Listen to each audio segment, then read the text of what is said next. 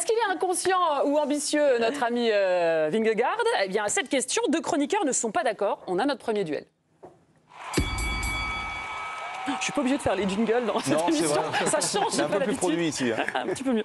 Un premier duel entre deux néo-experts en cyclisme, Pierre Bouby face à Candice Roland. Vingegaard est inconscient pour Pierre Bouby. Non, il est ambitieux, nous dit Candice. Qui est-ce qui commence entre vous deux? C'est toi qui commandes. Fred. Ah, c'est Fred, c'est le président peut-être. Vous avez envie d'entendre qui en premier? J'ai envie d'entendre Pierre. Pierre Bouby, vous avez 30 secondes chacun. Pourquoi il est inconscient? Notre ami Vingegaard, alors il peut être ambitieux peut-être, mais il faut avoir un petit peu la lumière au bout du tunnel. Je trouve que c'est de l'inconscience, c'est du déni, c'est l'histoire de se prouver en fait à soi-même, uniquement mentalement, de se dire « Allez, je suis encore dans le coup, je suis encore dans le coup ». Il parle d'attaquer et qu'il faut qu'il attaque. Évidemment qu'il faut qu'il attaque, on attend ça depuis le début, sauf que même quand Pogačar est tombé, il n'a même pas attaqué.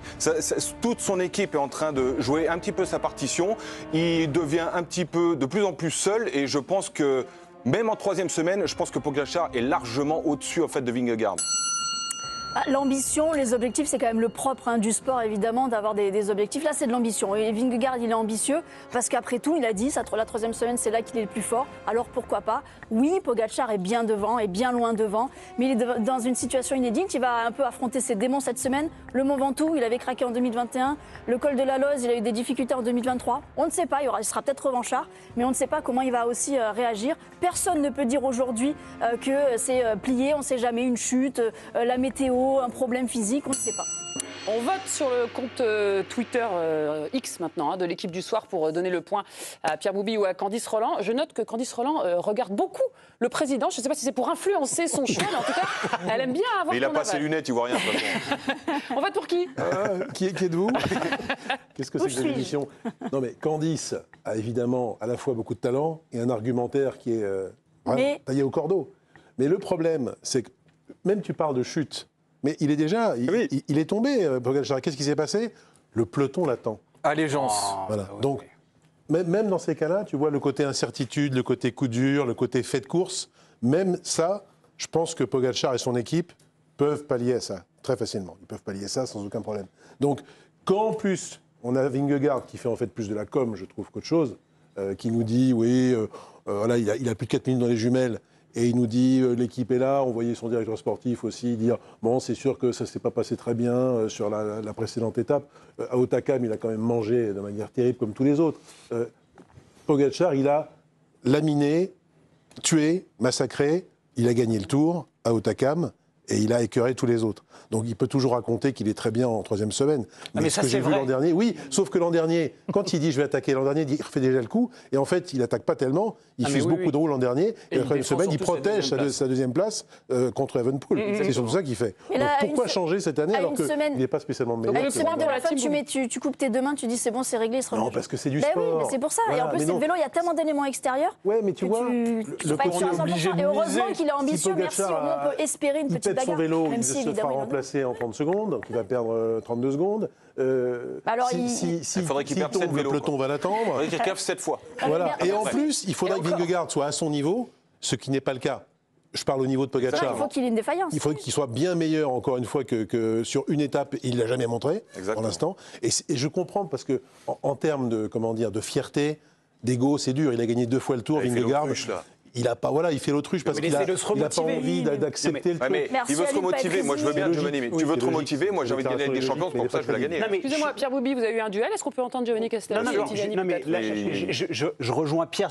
Évidemment, c'est un élément de com. Il y a juste factuellement, quand ça monte plus haut, que les gains d'altitude sont plus hauts, Vingegaard, il est plus à l'aise que sur la montée de Hautacam, qui était totalement faite pour Tadej Pogačar. Moi, ce qui m'inquiète pour Jonas Vingegaard, c'est que justement sur les étapes où il a perdu du temps, notamment sur celle de Hautacam, par exemple, Matteo Jorgensen, il a explosé aussi, même si en termes de temps, pour l'instant, la Visma est devant UAE. Sur les moments où ça compte, je trouve que déjà que Vingegaard n'est pas au top, je ne les trouve pas exceptionnels. Là où on avait très peur pour l'équipe de Tadej Pogačar avec la perte de Joao Almeida, on se retrouve, on l'a encore vu avec Tim Wellens ou Narvaez. Même pas. Mais ils sont monstrueux. Donc en plus du niveau de Pogačar, je trouve que au niveau de UAE, l'équipe. bah ouais, ils sont très très forts sur les moments qui comptent, quoi. Il y a UAE, un c'est manque de 5 cohésion victoires. aussi chez Visma, puisqu'il y a beaucoup de gars chez Visma qui jouent leur carte personnelle. Bah oui. Mais même d'ailleurs, Mais le ça, directeur ça, sportif c'est l'a une autre dit. tactique. Oui, c'est peut-être une tactique. Et ça mais- veut tout dire en fait. Ça veut Pourquoi? tout Parce dire. que aujourd'hui, Pogacar, il a 4 victoires d'étape. UAE, ils en ont 5 avec Wellens hier. Donc un En tiers fait, des étapes. La tactique qu'ils ont essayé de mettre en place, c'était d'attaquer sans arrêt Tadej Pogacar. En fait, on ne sait pas où c'est arrivé. On parlait souvent de la tactique Movistar. Je ne sais pas si vous vous souvenez, il y a quelques Bien années. sûr, Là, c'est un Movistar peu avec ça. Sky. On ne sait pas ce que Mais ça a c'était la donné. deuxième place Au résultat, moi, in fine, c'est un 0 pointé, puisqu'on perd Matteo Jorgensen, il est très loin, alors qu'il devait jouer. Ça devait être le deuxième tu vois, artilleur qui devait être derrière pour aider Jonas Vingegaard. Au final, il est très loin. Et là-dedans, dans cette tactique, on s'y perd tous. Et ils sont amenés à jouer les victoires d'étape. Et même hier, ils n'arrivent pas à la gagner. Ils en ont gagné une avec Simon Yates. Mais bon, on balance des pions devant et on voit ce que ça donne. Moi, je pense que leur tactique, ils ont toujours rappelé, on a un plan. En fait, on le cherche, on le voit le plan. toujours pas. Leur tactique, Bah, elle le est plan est illisible. mauvais. Le moment Elle est stratégique, il sera illisible. peut-être sur la Madeleine. Parce que dans la Madeleine, je pense que c'est plus éventuellement fait pour Vingegaard. Mais et là, non, on va mais savoir faut arrêter avec si, ce si Vingegaard discours. attaque Mais dans la non. Madeleine. Moi, Éventuellement, non mais c'est pour donner un peu de crédit gentil. à ce qui est dit sur Candice. Vingegaard et sa déclaration. Mais ce C'est discours donner un me peu de crédit. fatigue, moi. On est en Ben, haute sois montagne. fatigué. Aujourd'hui, Tadej Pogacar, il démonte tout le monde. Il n'y a plus Évidemment. de Jonas Vingegaard, c'est un très bon grimpeur. Oui, mais Pogacar, il punche bien, il a peut-être du mal avec la haute montagne. C'est fini. Il a du Non, mal. il a pas de du mal, mais Jonas sera avec- peut-être un peu meilleur. Avec la Mais chaleur. Quand bien, C'est quand, fini. quand bien Kylian, même peut-être que ça va être nivelé. Vingegaard pourrait le surpasser sur un coup de mou d'une journée, la fameuse défaillance qu'on invoque là un petit peu, il y a plus de 4 minutes à reprendre. Donc sur une journée de défaillance, reprendre 4 minutes et ensuite garder l'avantage si éventuellement derrière il restait une étape. Moi, je trouve que ça fait quand même beaucoup de planètes à aligner. Et moi, sur ce qu'est aujourd'hui la communication de Vingegaard, je suis assez d'accord avec ce qu'a dit Fred. Pour moi, en fait, c'est de la fierté. Et si vous reprenez les éléments de langage de Vingegaard de toute la semaine, à chaque fois qu'il est battu ou qu'il cède du temps à Pogacar, il ne veut pas admettre. Trouve une excuse. Il ne veut pas admettre qu'il est battu. C'est-à-dire à Mur de Bretagne, il nous explique qu'en gros, c'est parce qu'il s'est mal placé au départ. Cherche des excuses. Ensuite, à Otakam, il nous explique qu'il a vécu la pire journée de sa carrière sur un vélo. Et derrière, C'est un peu... Non, mais sa pire journée, ça va quand même. non mais ce que je veux dire, c'est que Pire journée, en général, tu ramasses. quoi. Oui. déjà, finis, mais tout ça pour dire quoi, c'est que alors moi je trouve que c'est surtout un positionnement en fait de com de Vingegaard de pas se mettre dans la fatalité ambiante parce qu'en ce moment on parle beaucoup d'un peloton qui est résigné, que tout le monde a capitulé face à la supériorité de Pogacar. Moi j'ai l'impression que Vingegaard il veut un peu se placer comme celui qui, même s'il est inférieur et qui sait pertinemment qu'il est inférieur, ne l'admettra pas parce que c'est son rival et que dans le feuilleton justement entre les deux, il ne peut pas se permettre d'admettre son infériorité Il y a quand même- face à Et puis, Pogacar. il y a un quand même truc eu qui est, plusieurs pour messages. moi qui me saute aux yeux quand même. On parlait de la Madeleine.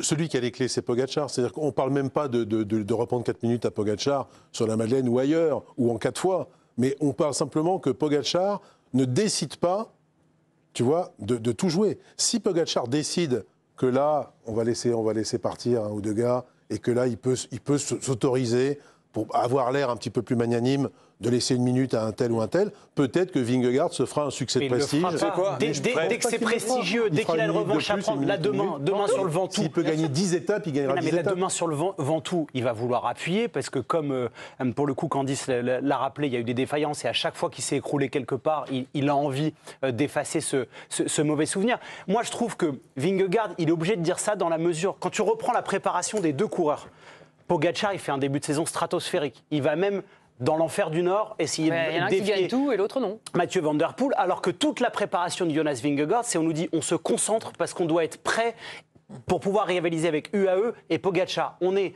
à la moitié du Tour de France et il y a déjà plus de tours. Ouais. Donc en fait pour Vingegaard, c'est abominable. Mais ce qui c'est se un passe. camouflet. Le message envoyé avec ce que fait Vingegaard avec la com, là, c'est l'autre, il va te l'exciter comme un animal, demain, il va vouloir Sachant donner qu'il une n'a pas réponse. besoin trop d'être titillé. Et en à plus. chaque fois qu'ils sont dans la roue, tous les deux, mais il arrive toujours à avoir 5, 6, 7 mètres d'avance. Juste pour lui mettre la tête dans le sac, regarde, je suis beaucoup plus fort que toi. Et à chaque fois, il lui envoie ce message. Je reviens sur la dernière déclaration qu'on a lue tout à l'heure de Vingegaard, qui est vraiment prêt à tout. Il le dit, je suis prêt à sacrifier la deuxième place pour aller chercher la victoire. Ça veut dire que clairement, il va prendre des risques. C'est où, c'est Oui, quand, mais encore une ça fois, il veut l'avait dire- dit l'an dernier. Et l'an Bah, l'an dernier, souviens-toi, il voulait favoriser, sécuriser sa Ouais, deuxième mais place. l'an dernier, C'est pas il pareil. avait une excuse qui était toute trouvée, qui était plus qu'une excuse. C'est la chute au Voilà. du Pays Basque. Non, mais Il avait fait cette chute-là, il n'était pas forcément Mais c'était à légitime. 100%. Exactement. C'était légitime. Mais là, des excuses, c'est plus Il les dur invente, d'en là. composer, quoi. Sur les Moi, je étapes pense qui qu'ils restent, inventent. Chachou, il va aller les chercher où, quand? Il est très content d'être deuxième aujourd'hui. Il sait qu'il peut pas le battre. Voilà. C'est un coup de com'. Et là, quand il dit oui, j'ai encore une semaine pour faire la différence. En fait, demain,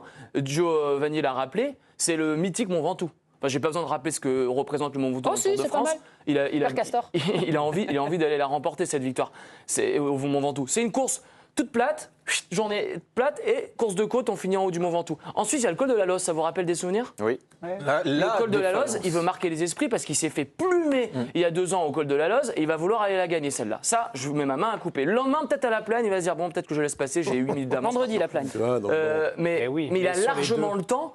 Là où il va falloir qu'il attaque, s'il veut faire quelque chose, c'est plus lancer des pions devant. C'est-à-dire qu'il faut tout de suite isoler Pogacar. Et comment isoler Pogacar, sachant que ses coéquipiers sont déjà monstrueux. Et ensuite, Pogacar, il faut qu'il lâche. Donc Vingegaard qui attaque à 80 km de l'arrivée, on l'a pas encore vu faire. Moi, j'ai déjà vu faire Pogacar ça. C'est ce genre d'action. Vingegaard, est-ce qu'il en a les capacités? Pas dans sa nature en Indice. plus. Vas-y, bats-toi. Non, mais en quoi tout ce qu'il annonce, évidemment qu'il est hyper loin et hyper dominé, mais en quoi tout ce qu'il annonce ne le rend pas ambitieux?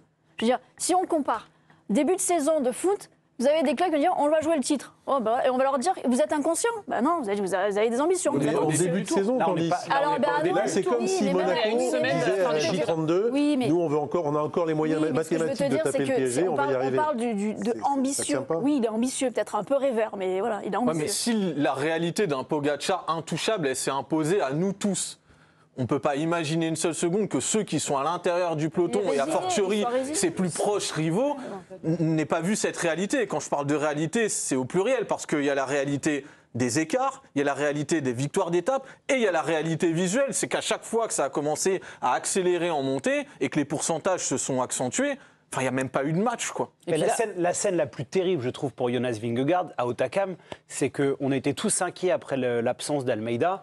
On a un peu parlé de Matteo Jorgensen en se disant c'est lui qui doit aider Jonas Vingegaard. Il explose totalement et finalement c'est Wellens encore qui amène Pogacar et Narvaez qui le lance comme sur un sprint Tadej Pogacar. Et tu te dis que si déjà à ce moment-là les coéquipiers de Jonas Vingegaard ils explosent parce que la stratégie, comme l'a rappelé Charles-Antoine, elle est cataclysmique depuis le début.